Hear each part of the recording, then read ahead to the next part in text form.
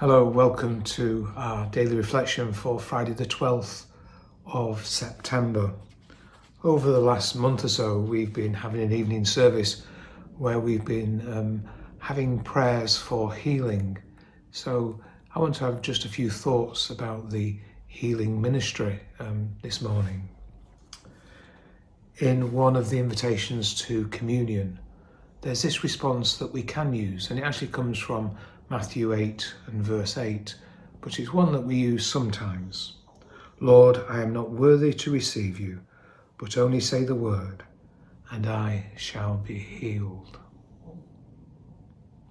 And then we have our communion prayer. The reading today, though, is taken from Mark's Gospel, and it follows on from Vicky's yesterday. And this is called the healing of the deaf and mute man. Mark 7 and from verse 31. Yesterday he was in the vicinity of Tyre, outside of Israel, and today he's returned into the promised land, so to speak. Then Jesus left the vicinity of Tyre. He went through Sidon, down to the Sea of Galilee, and into the region of the Decapolis, where some people brought him a man who was deaf and could hardly talk. They begged him to place his hands on the man. After he took him aside, away from the crowd, Jesus put his fingers into the man's ears. Then he spat. He touched the man's tongue. He looked up to heaven and with a deep sigh said to him, Ephphatha, which means be opened. At this the man's ears were opened, his tongue was loosened, and he began to speak plainly. Jesus commanded them not to tell anyone, but the more he did so, the more they kept talking about it. People were overwhelmed with amazement. He has done everything well, they said. He even makes the deaf hear and the mute speak. So may God add a blessing to his word. So we have here a man almost unable to speak, and he was completely deaf. And this man is reliant on his friends because firstly they would know that Jesus was in the area because of what they'd heard. They would be able to plead for Jesus on the man's behalf because he was unable to speak. And I suppose that's part of the healing ministry, isn't it? That we have people who are concerned for us. In our evening service, we ask people to come for prayer on behalf of. And I guess that's a bit like bringing people to Jesus and to ask him to touch them in various ways and to heal them. And here we have these friends, and there's something very interesting that goes on then, because it says this, that Jesus took this man aside away from the crowd. Then look at this, Jesus put his fingers into the man's ears, then he spat and touched the man's tongue, and he looked up to heaven and with a deep sigh said, Ephphatha, which means be opened.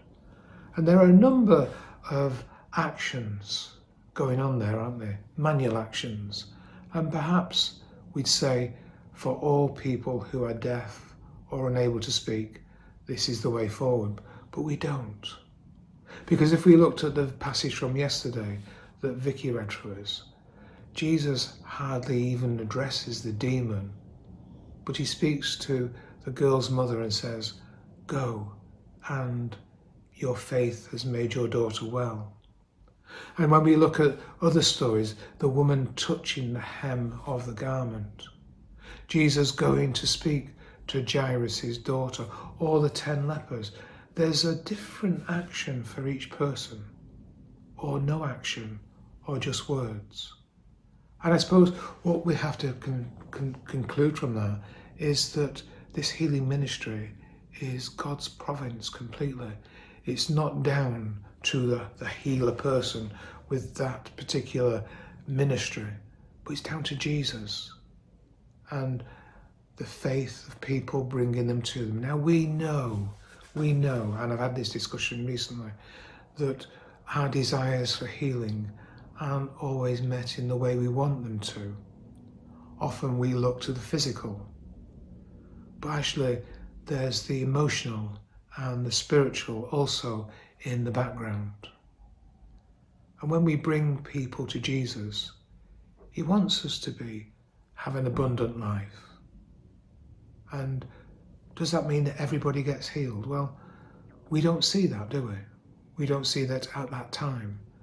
But perhaps what we do need to do is be friends faithful enough to bring them to Jesus for that healing touch, that ephatha, that being opened to all that God has got for them. I always remember reading when I was a young Christian, Johnny Erickson, who was, she dived into the sea and she broke her neck and she became a paraplegic. She had no use of her body, and yet she had such a powerful ministry. And she often spoke about the real healing, which was in her heart and a relationship with God. And she seemed to live such a full life, even though she had a disability. And I suppose that's true of all people with disabilities. Do we see the opportunities, not just a disability? The healing ministry is one the church has had for thousands of years. And it's not one that stops. And it's not one we should shy away from because we don't always see the results that we want. But we need to be faithful, bringing people to God, to pray for them, and not to give up praying. At the end of August, we had about 40 cards of names that we prayed for. And we started again in September. But maybe we need to learn to be faithful and allow God to heal body, mind, and spirit. There's a lovely prayer from Iona, which I'll use now. And I use this all the time because I think it's so powerful. And we're learning it at Holy Trinity, and we knew it at St. Mary Grassendale. And it goes like this: Spirit of the living God, present with us now, enter you, body, mind, and spirit, and heal you of all that harms you.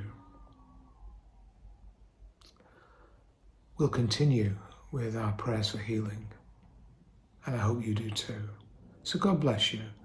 And as that verse says, Lord, I am not worthy to receive you, but only say the word, and I shall be healed. God bless.